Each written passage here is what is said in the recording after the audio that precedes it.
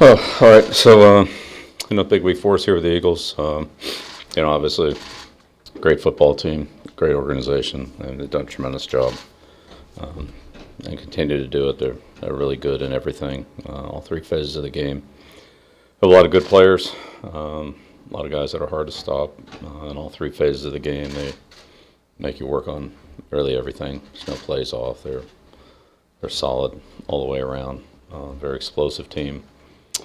Some young players, but a pretty veteran team, very experienced, seasoned, and they know what they're doing. They know how to play. They're well coached. They have good, lot of experience in all three areas of the game, and good situational football team can play and win close games.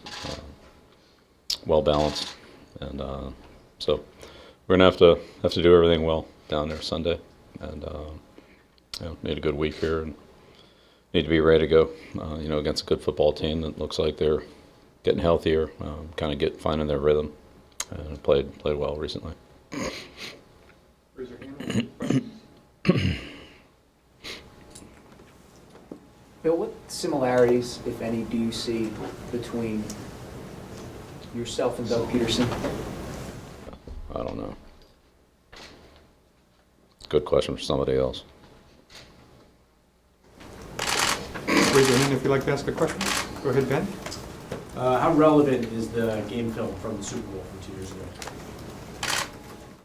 ago? There's some similarities, some matchups there. Quite a few differences, but it's worth looking at. What have been your impressions of Carson Wentz and the quarterback play that he's had this year? It's a good quarterback, yeah. Can do it all.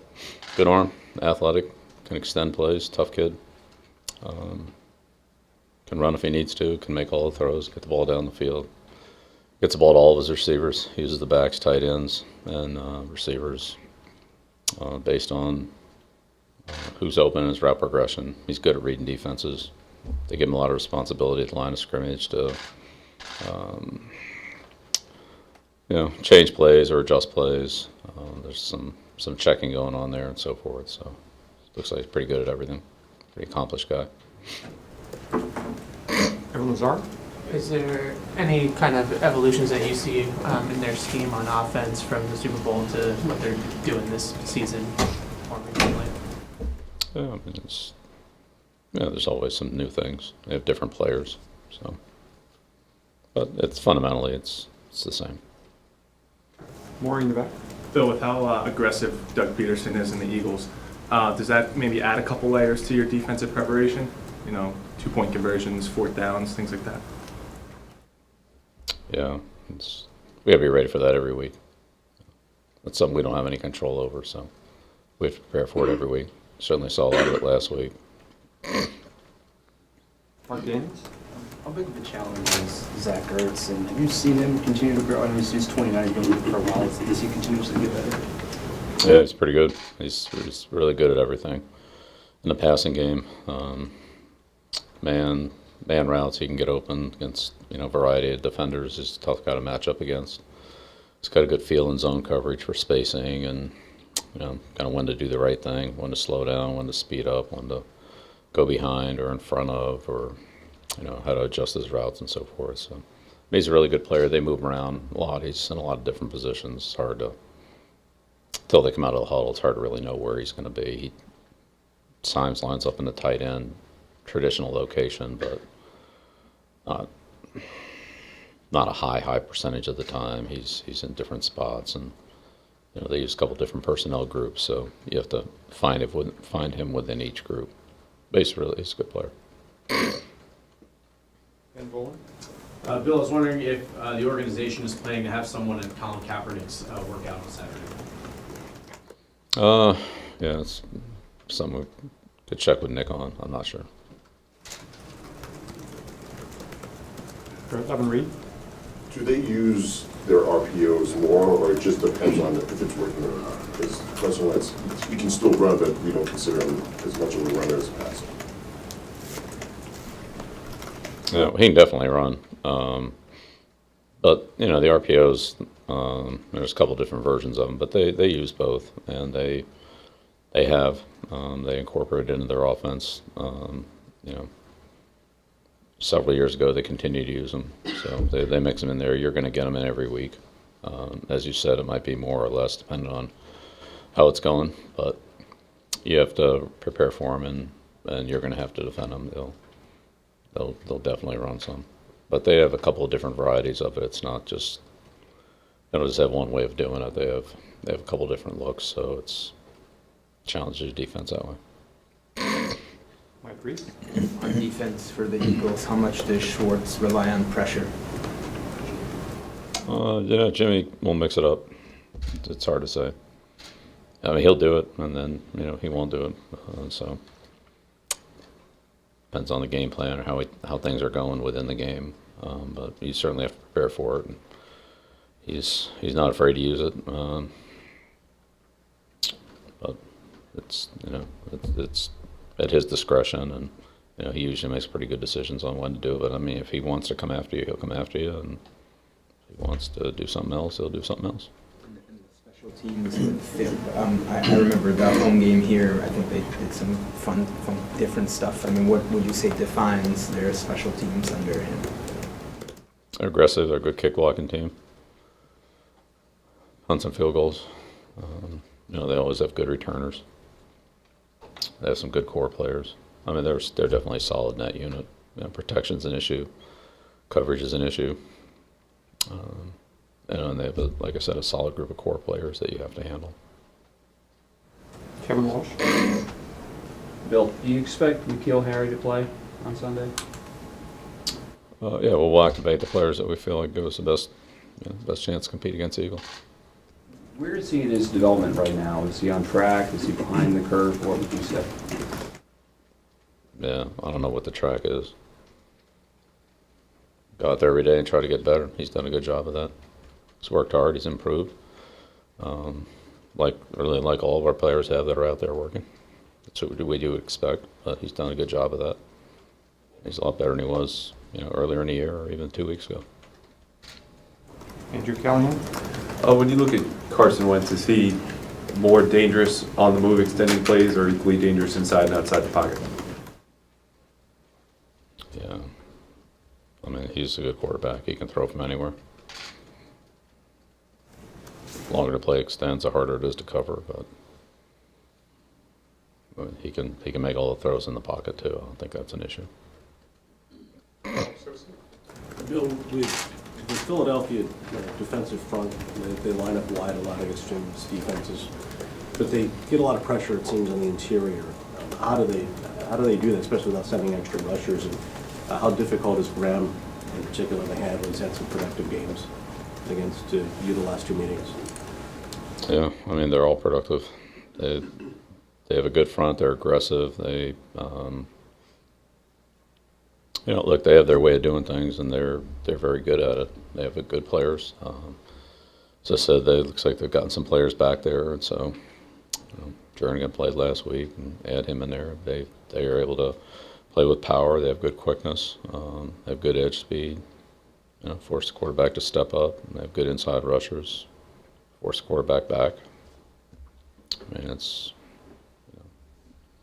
They do a solid job. They always have. Jimmy's always been good on defense. He did that at Buffalo, did it at Detroit.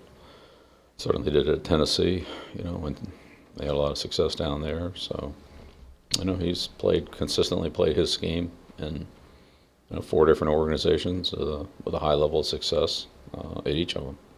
And they've had multiple players and gone up against a lot of different types of offenses and so forth. And they continue to perform well.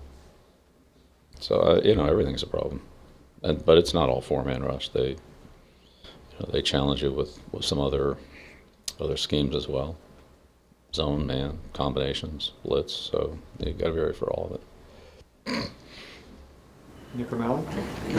Bill, how much does the bye week provide an opportunity to work on bigger picture stuff for guys that are newer to the program, especially Mohamed Sanu, who is sort of had to have a crash course on the first 2 opponents? Yeah, definitely gives those guys a chance to catch up a little bit. There's no game plan per se, so getting a better foundation on terminology, fundamentals, some nomenclature, just some basics. It's a good chance to go back and get those, and it's a little bit less of a cram than it is, a regular weekly preparation schedule where it's Wednesday and then it's another, blocks on Thursday and then blocks on Friday and Saturday, and then you're to the game and then you start all over again. It's a little bit of a chance to catch up, but you can't put 14 weeks into 4 days either. So it's good, but it's still a long way to go. But he works hard at it, and he's a smart kid. He's picked up a lot in a short amount of time, so that's been good.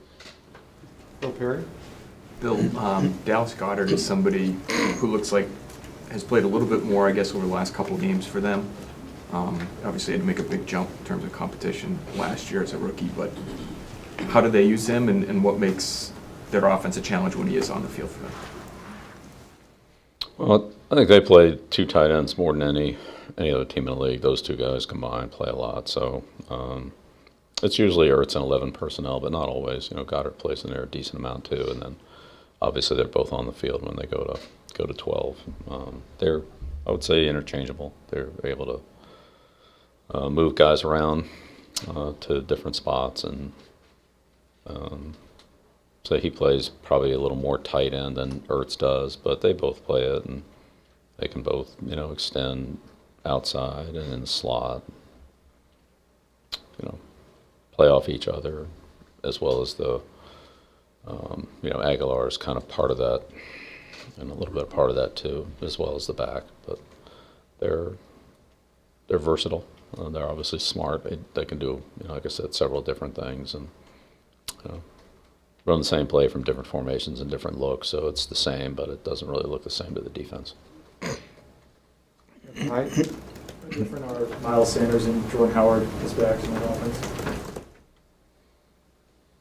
Sanders is, used more in the passing game, kind of like Sproles. I'd say it's more Sanders and Sproles are more similar. I mean, they're both explosive players that certainly can run the ball, and they can run inside, outside, make explosive plays, catch the ball, screen passes, turn checkdowns into long catch and run plays, things like that.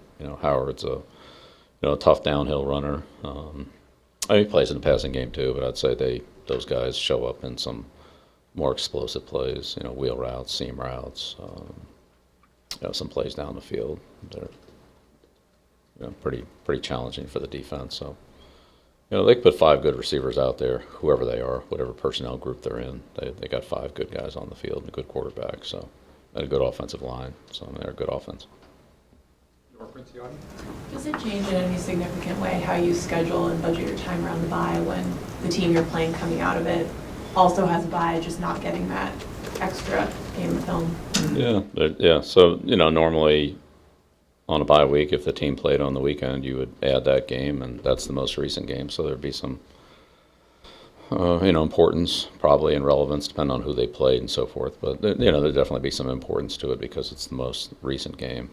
In this case, there's no new information after last weekend, so nothing new happened this weekend from a game standpoint. So whatever we had last week, there's very little to add to that. So I guess it's a little bit, it's a little bit unusual. It's kind of like who do we play? Like when we played Cleveland. Cleveland had a bye week prior to our game, so whatever we had on them from 2 weeks before our game was the same as what we had on them 1 week before the game. We didn't have our bye, but it was the same kind of preparation, in that you don't have that last game the week before to add. So again, there's usually 1 or 2 games like that every year, in the schedule.